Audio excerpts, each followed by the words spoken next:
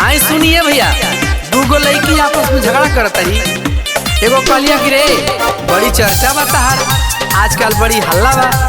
तो दूसर की कहलिया कि रे सुन, जाना तनी तोरो बारे में, बाकी कहत नहीं खी, सुनल चाहता रू चले आई सुन। सब जानतानी हम तोहारो चरितर, ढेर बनतारू अपने आप के पवित्र। अरे हमरो बतिया ध्यान से सुन। सब जानतानी हम तोहारो चरितर, ढेर लोग के पार कैले बारू भीतर भीतर। यारावा के प्यार में रोवल नहीं खू, सब जानता ते दूध के धोवल नहीं खू। यारावा के प्यार में रोवल नहीं खू, सब जानता रे दूध के धोवल नहीं खू।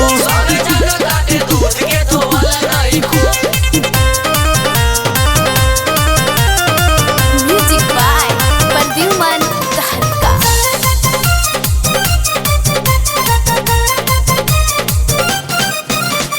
केहू के बहाला भइल, केहू के बसाचल, साँच के बयाच कैसन केहू ना बाचल। कुछ याद आवता? केहू के बहाला भइल, केहू के बसाचल, साँच के बयाच कैसन केहू ना बाचल। गरल कैसे नींबू जब टोवल नहीं खू, सब जानता नी दूध के धोवल नहीं खू। यारावा के प्यार में रोवल नहीं खू, सभे जानता ते दूध के धोवल नहीं खू।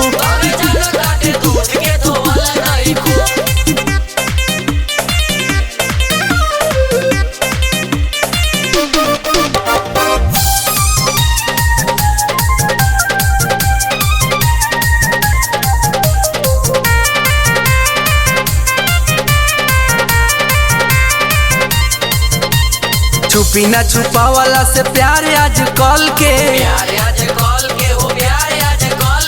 खाली दोस्त नहीं के एमे कुंदन सूरजमल के।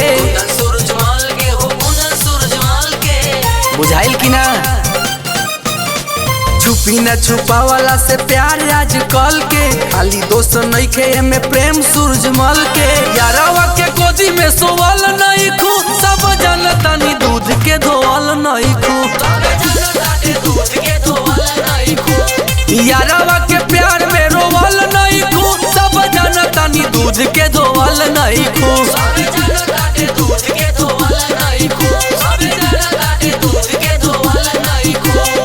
सौ चूहा खा के अब बिलैया हज करे चलल।